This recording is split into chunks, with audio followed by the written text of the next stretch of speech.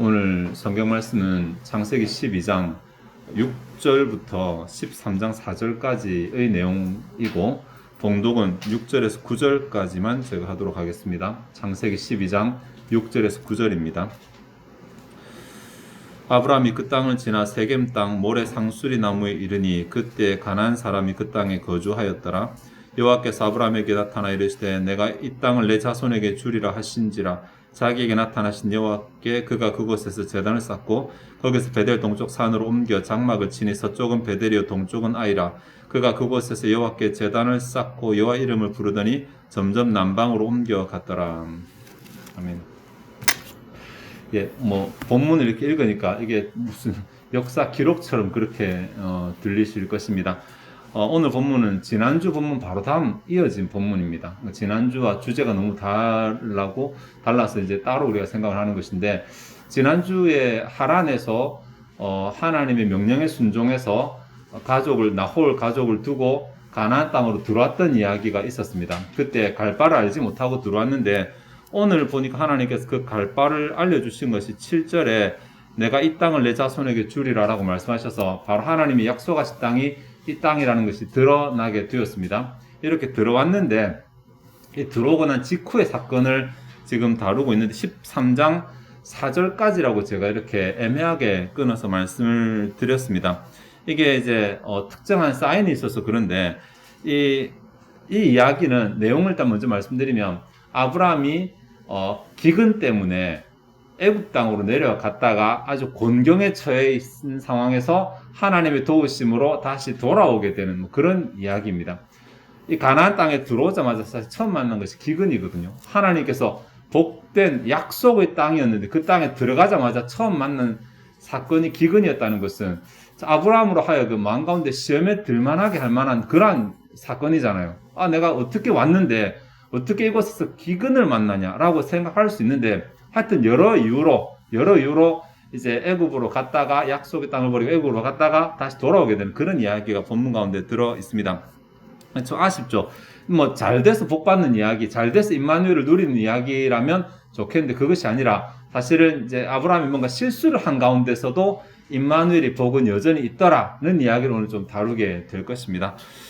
이 이야기의 좀 위치를 조금 파악을 해야 되겠는데, 아브라함이 가나안 땅에 도착했을 때 제일 처음 한 것이 제단을 쌓는 것입니다. 여러분 성경 본문 보시면 7절에 제단을 쌓죠. 또 8절에 또 제단을 쌓는 이야기가 있습니다. 두 개 따르거든요. 7절은 하나님께서 이 땅이 내가 네한테 약속한 땅이다 라고 말씀하시는 걸 듣고 그에 대한 응답으로 제단을 쌓은 것이고, 8절에 가면 이제 장막을 치는, 정착을 하는 이야기가 나옵니다. 베델 근처에다가 자기 장막을 치고 정착을 하고 나서 처음으로 한 일이 다시 제단을 쌓고 여호와의 이름을 불렀다라고 하는 이 내용이 나오고 있죠. 그래서 이제 아직까지 7절은 이동 중이고 8절에 자기 집을 딱 차리고 집을 마련하고 제일 처음 한 일이 하나님께 제단을 쌓는 일이었습니다. 하나님께 제단을 쌓았다. 우리도 이사하면 이사 감사예배 하잖아요. 그것은 이제까지 인도하심을 감사하는 의미도 있지만 앞으로 이곳에서 펼쳐질 모든 일을 주님께 의탁한다. 주님께서 도와달라. 이런 의미가 있거든요. 그래 이렇게 제단을 쌓고 여호와 이름을 불러 예배를 드렸어요. 예배를 드리고 나서 기근이 임했으니까 더더군다나 참 아브라함 입장에서는 이게 도대체 무슨 일이지? 내가 지금 잘못했나? 이런 생각을 할 수 있을 만한 상황입니다. 자, 그리고 우리가 마지막으로 살펴볼 13절에 나오는데 13절 3절과 4절에 보시면 그가 네게부에서부터 길을 떠나 베델에 이르며 베델과 아이 사이 곧 전에 장막 쳤던 곳에 이르니, 이것이 방금 전에 8절에 장막 친 곳이거든요. 그가 처음으로 제단을 쌓은 곳이라 그가 거기서 여호와의 이름을 불렀더라. 다시 하나님께 예배하는 장면이 나옵니다. 자, 지금 12장 8절에서 처음에 장막을 이제 치고 예배했어요. 그리고 13장 4절에서 다시 그곳으로 돌아가서 예배합니다. 같은 장소에서 예배하잖아요. 물론 그냥 예배했다. 이것도 중요하지만 지금 이 시련 같은 일 혹은 이런 일을 겪고 돌아왔음에도 불구하고 여전히 아브라함이 예배하는 삶을 살고 있다는 것이 좀 중요합니다. 기본적으로 아브라함은 하나님께 예배하는 것을 마음 가운데 우선시하는 삶을 살고 있다는 것이죠. 네, 그러니까 공경 처하기 전에도 예배하고 공경에 처했음에도 불구하고 예배하고 다 끝났음에도 불구하고 이렇게 예배를 놓치지 않는 예배 중심의 삶을 살고 있습니다. 그리고 오늘 이 일은 이 예배와 예배 사이에 일어난 일입니다. 우리로 말하면 주일 예배드리고 예배 때 일어난 일이 아니라 6일 동안 세상 가운데 살아가면서 일어난 이야기라고 할 수 있습니다. 하나님께 예배하고 좋은 마음으로 예배하고 하나님 앞에서 난 복을 받는다라고 생각하고 했는데 막상 세상 속에 들어가 보니까 그 가운데 내가 예상치 못한 어려움을 만날 수 있잖아요. 자주 만나잖아요. 예. 이럴 때 아브라함이 우리한테 보여주는 본이 별로 좋은 본은 아니지만 네, 이 본을 조금 우리가 살펴보려고 합니다. 아브라함이 기근이 닥쳤을 때 기근 닥친 이야기 10절에 나오거든요. 그 땅에 기근이 들었으므로 라고 말하는데 이제 이스라엘 지역은 물이 그렇게 많은 지역은 아닙니다. 그래서 진짜 이스라엘 지역에 이슬로 겨우 버티는데 비가 제대로 내려야 될 때 내리지 않으면 비가 1년에 크게 2번 내리는데 봄철에 한번 가을철에 한번 이 비가 내리지 않으면 그 다음부터 비가 제대로 안 오기 때문에 아주 큰 일이 생겨나게 돼요. 봄비가 안 내리면 여름 작물이 다 망하게 되고 가을비가 안 내리면 밀이랑 보리 농사가 다 망하게 될 수 있어서 아주 이거 비가 중요한 문제거든요. 그런데 비가 많이 내리지도 않습니다. 우리나라 여름에 우리나라 이렇게 막 비 많이 내리는 그 시기에 하루 이틀 내릴 그 비의 양을 1년 동안 나눠서 내리니까 비가 굉장히 약합니다. 그런데 한번 그 시즌을 놓쳐서 비가 내리지 않으면 그때는 정말 큰 타격이 있습니다. 근데 사람이 먹는 곡물은 타격이 또 그렇다 치더라도 지금 이 아브라함은 양을 데리고 가축을 데리고 있거든요. 이 가축은 비가 내리지 않아서 풀이 올라오지 않으면 당장 굶어 죽게 됩니다. 저축해 놓을 만한 것이었기 때문에 이런 상황에서 아브라함이 고민을 하고 그러면 애굽으로 가자. 왜 애굽으로 가냐면 애굽은 나일강이 있잖아요. 나일강은 마르지 않는 강이기 때문에 그곳으로 내려가면 그곳에서는 이제 풀 정도는 충분히 해결할 수 있으니까 그래서 애굽으로 내려가자라고 생각을 했던 것 같습니다. 충분히 그럴 수 있잖아요. 충분히 그럴 수 있는데 하나님은 이것을 별로 기쁘게 안 보십니다. 왜냐하면 하나님께서 7절에 이 땅이 내가 너에게 준 땅이다. 내가 너에게 이 사이는 언약 관계거든요. 하나님이 하란에서 언약을 체결하시고 내가 이제부터 너를 지킨다, 보호한다, 내가 널 임마누엘 한다라고 해서 데리고 왔는데 문제가 생겼을 때 아브라함이 하나님께 기도를 하거나 언약 요청을 하거나 이렇게 해야지 정상인데 우리 믿음의 조상 아브라함도 아직까지는 그렇게 믿음이 충분히 우리 모델이 될 만하지 않은 것 같아요. 머리로 고민을 하기 시작합니다. 문제를 만났을 때 하나님께 기도하는 것이 아니라 고민을 합니다. 근데 이게 인간이 연약해서 사람이 고민을 하면 항상 자기 눈으로 보는 것을 기준으로 고민을 하거든요. 눈으로 보는 것 이상은 보지 못합니다. 그러니까 그래 여기 있으면 다 죽는다. 일단은 가서 좀 풀매가 살려놓고 기근이 지나면 돌아오자 라고 생각을 했겠죠. 누구라도 그 상황에서 그렇게 생각하겠죠. 왜냐면 하나님 빼버리니까, 신앙 빼버리니까, 믿음 빼버리니까, 기도 빼버리니까 믿는 사람이나 안 믿는 사람이나 똑같은 생각을 할 수밖에 없는 것 아니겠습니까? 그래서 애굽으로 내려갔어. 애굽으로 탁 내려가다가 보니까 이게 조금 겁나는 부분이 있었습니다. 자기 부인 문제였죠.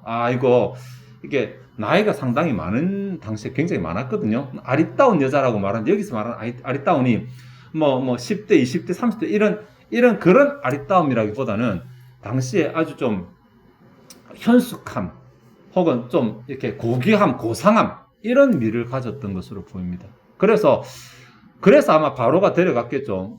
그 바로가 데려갔다는 것이 여자가 외적으로 아름다워서 데려갔다기보다도 자기 부인의 어떤 위치에 걸맞는 그런 품격을 가진 것으로 보였기 때문에 데려간 것으로 보이는데 그래서 이제 얘기를 하죠. 가거든. 너네 아내라고 하지 말고 여동생이라고 해라.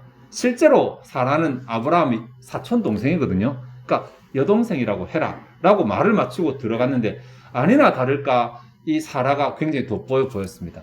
사람들이 얘기를 하니까 그 얘기가 바로에게까지 들렸고 바로가 사라를 데려가 자기 아내로 삼아버립니다. 아내를 뺏겼잖아요. 분명히 하나님께서 내가 네게 자손을 주겠다고 약속을 하셨거든요. 아내가 없이 어떻게 자손이 생겨납니까?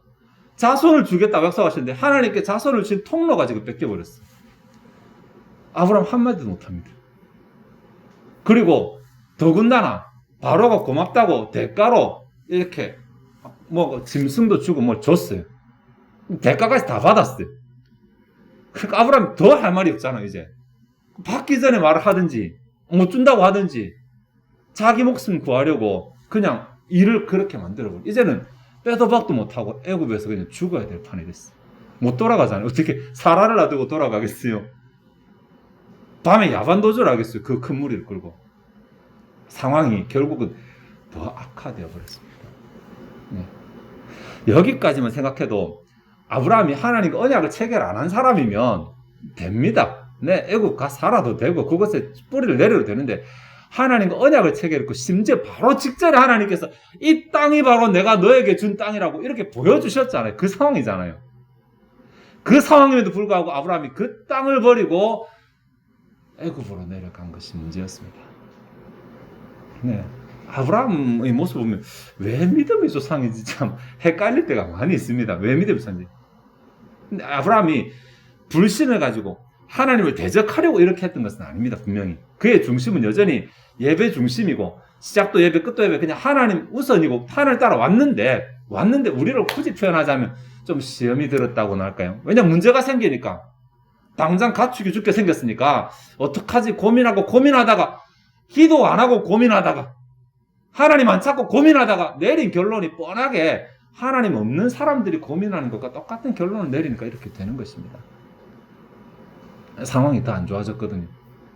앞에는 고민할 수 있는 상황이었지만 이제는 고민할 수도 없는 상황이 됐어요. 여기까지 해서 우리가 좀 얻을 수 있는 교훈, 언약 백성이죠. 언약 백성. 하나님과 언약 백성. 하나님께서 내가 너를 인도하고 내가 너를 보호하고 내가 너를 채우겠다. 이것이 임마누엘이거든요. 이 세 가지를 약속하셨고 그 약속을 받은 아브라함인데 왜 지금 물이 부족할 때 채우시는 하나님께 요청하지 않았을까? 그쵸? 그게 우선이었는데 고민하지 말라는 얘기 절대로 아니고 신자도 얼마든지 고민하며 살아가야 되는데 믿음 안에서 고민해야 되잖아요. 기도 안에서 고민해야 돼. 기도하고 고민해야 되는데 이게 기도는 뒷전이고 자 하나님 잠깐만 제가 일단 급한 것부터 해놓고 하나님 찾아갈게요 라고 기도는 뒷전이고 하나님 뒷전이고 내 고민부터 먼저 하다 보니까 이런 일이 생겨나게 되는 것입니다. 나는 채우시는 하나님을 안 믿고 있는 것입니다. 지금 아브라함. 네. 이렇게 기근이 심한데 하나님께서 이 기근의 문제를 해결하실 수 있다는 사실을 안 믿은 것입니다. 우리도 내가 기도하지 않고 고민한다는 것은 하나님께서 그 문제를 해결하실 수 있다는 사실을 못 믿기 때문입니다. 못 믿기 때문에. 처음부터 하나님을 대적하고 하나님을 반대하고 하나님 괴롭혀야지 이런 생각을 한 것이 아니라 내가 예배 때는 분명히 내 믿음이 있고 또 하나님 또 기도할 때 좋은데 막상 기도 없이 세상에 살아갈 때 기도가 아닌 순간에서 만난 문제 앞에서 내가 여전히 그 믿음을 가지지 못하기 때문에 그런 것입니다. 여기까지는 아브라함의 실패. 자, 우리가 살필 부분은 그러나 이 상황 가운데서도 하나님 여전히 아브라함에게 언약적인 복을 주십니다. 언약적인 복이 아까 인도하시고 부하시고 채우심이라고 그랬잖아요. 이 상황 가운데 주시는데 왜 하나님께서 이 상황 가운데 아브라함에게 주실까? 아브라함이 잘 못했음에도 불구하고 이렇게 생각하신다면 우리가 처음에 봤던 것처럼 아브라함이 중심이 하나님을 향해 있었기 때문입니다. 그 중심이. 그러니까 가장 깊은 곳에는 하나님을 사랑하고 하나님을 섬기고 하나님을 인정하고 이 중심이 하나님을 섬기고 있는데 지금 딱 기도 안 하는 순간에 생긴 문제 앞에서 기도를 놓쳐버리고 그냥 인간적으로 고민하다가 상황이 이렇게 빠져버린 그런 상황이거든요. 그래서 하나님께서 아브라함의 중심을 아시기 때문에 그에게 언약적인 복을 허락하시는데 아브라함이 개입한 내용이 17절에 나오거든요. 여호와께서 아브라함의 아내 사레의 일로 바로와 그 집에 큰 재앙을 내리신지라. 하나님 행복이 하나입니다. 바로의 집에 큰 재앙을 내리셨어요. 하나님이 개입을 하신 것이죠. 아브라함에게 어떻게 개입을 하신 것이 아니라 아브라함을 둘러싼 환경에 개입을 하셨고 이 재앙이 무엇인지는 알 수 없지만 이 일 때문에 바로가 아브라함을 바로 놓아줘 버리잖아요. 가고 싶은 대로 가라고 바로 놓아줘 버리게 되는데 이 일과 관련해서 하나님께서 어떻게 아브라함에게 임마누엘의 복을 허락하시는지 힌트들을 찾을 수 있거든요. 먼저 아브라함 자신이나 사라 혹은 재산 중에 아무것도 상하지 않았는데 20절에 보시면 바로가 사람들에게 그의 일을 명함에 그들이 그와 함께 그의 아내와 그의 모든 소유를 보내었더라. 그와 그의 아내와 그의 모든 소유라는 말이 나오는데 그 재산 가운데 아무것도 잃어버리지 않았잖아요. 사실 바로가 제일 먼저 화가 났을 것입니다. 일단 자기는 아브라함 말만 믿었을 거니까, 동생이라 그랬으니까 자기는 잘못한 게 없어요. 강제로 뺏은 것도 없고 선물도 다 줬고. 그런데 이렇게 됐으면 우리 같으면 바로가 보복을 해도 제일 먼저 했을 거잖아요.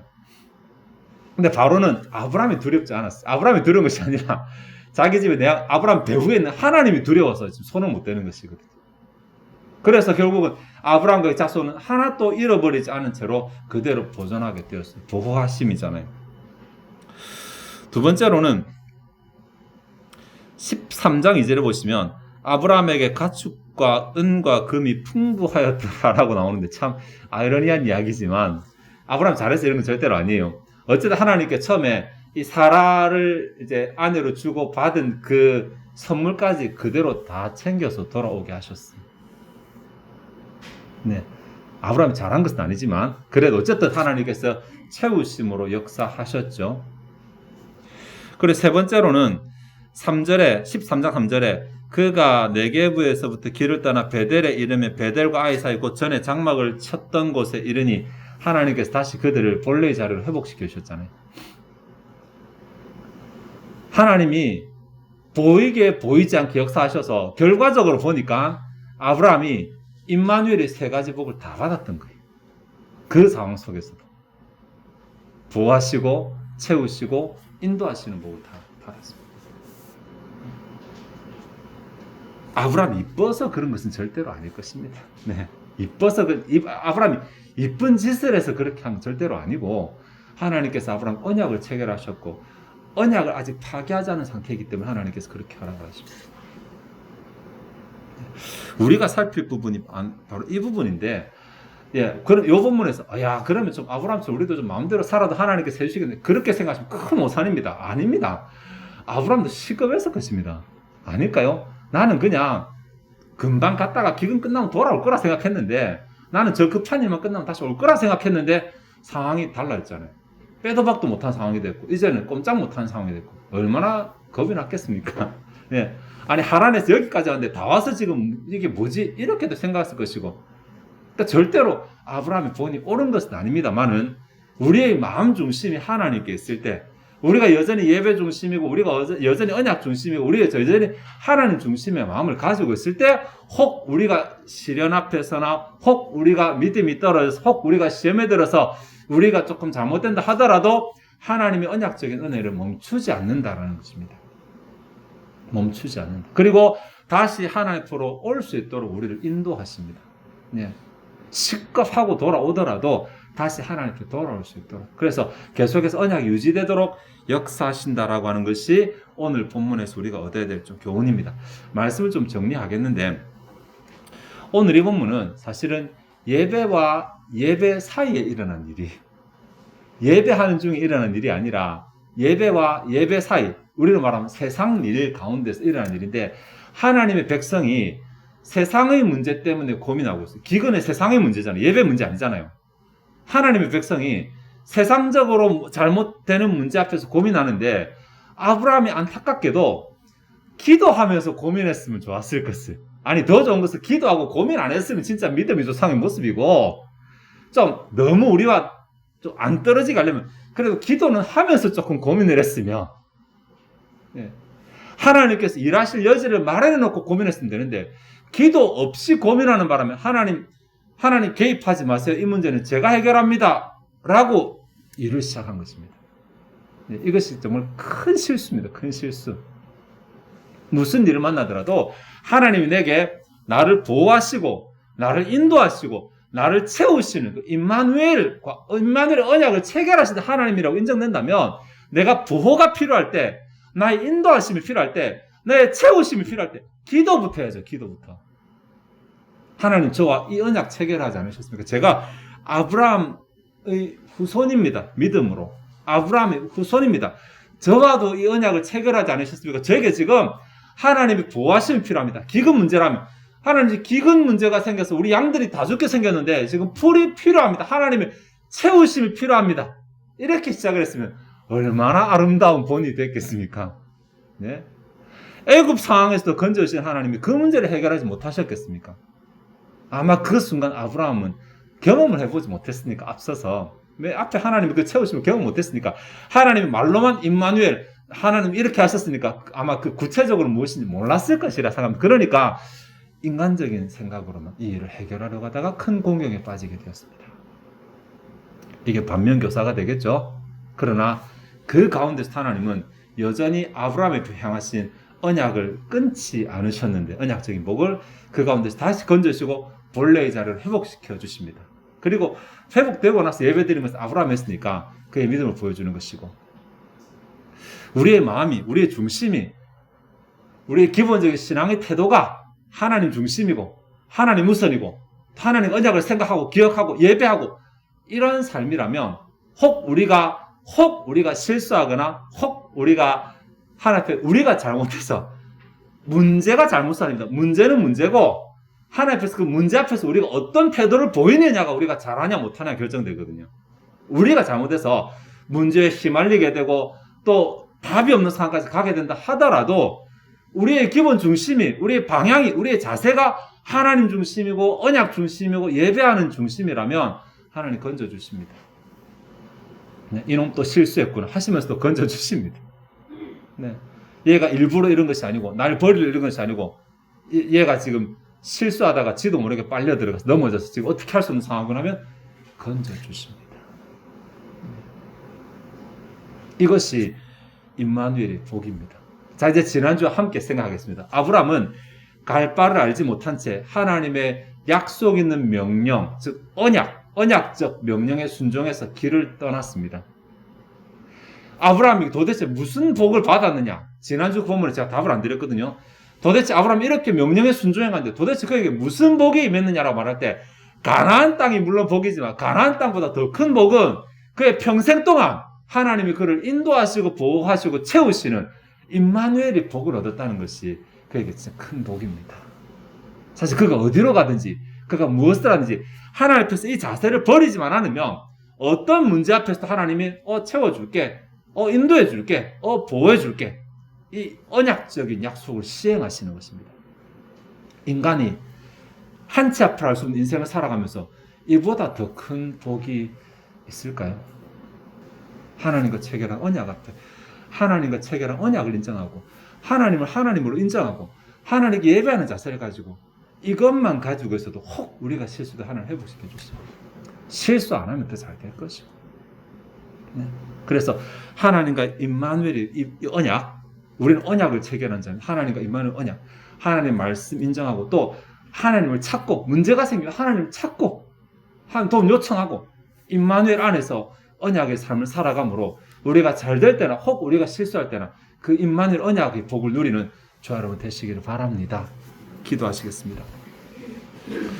하나님 오늘 지난주에 이어 아브라함이 하나님의 말씀에 순종했음에도 불구하고 상황이 문제가 생겨서 아브라함이 혹 순간적으로 기도를 놓치고 인간적으로 고민하다가 문제가 더 꼬이게 되었지만 하나님께서 그 가운데서 또다시 임마누엘 언약을 베푸시고 그 복으로 아브라함을 회복시켜 주신 이야기를 생각해 보았습니다. 너무나도 우리의 삶과 많이 닮은 아브라함의 모습을 보게 됩니다. 우리도 자주 하나님을 높이고 또 찬양하고 인정하지만 막상 세상 가운데서 만나는 문제에서는 하나님을 놓쳐버리고 내 머리로 내 생각으로 내 고민으로 결정하다가 문제가 더 꼬여버리는 경우가 많이 있습니다. 그때라 할지라도 우리에게 해답은 하나님밖에 없다는 사실을 우리가 인정하게 하시고 예배 중심 또 하나님 언약 중심 하나님 중심의 신앙을 가지고 살게 도와주옵소서. 하나님 그리고 지금 우리에게 하나님의 그 임마누엘 은혜가 복이 너무 필요한 상황입니다.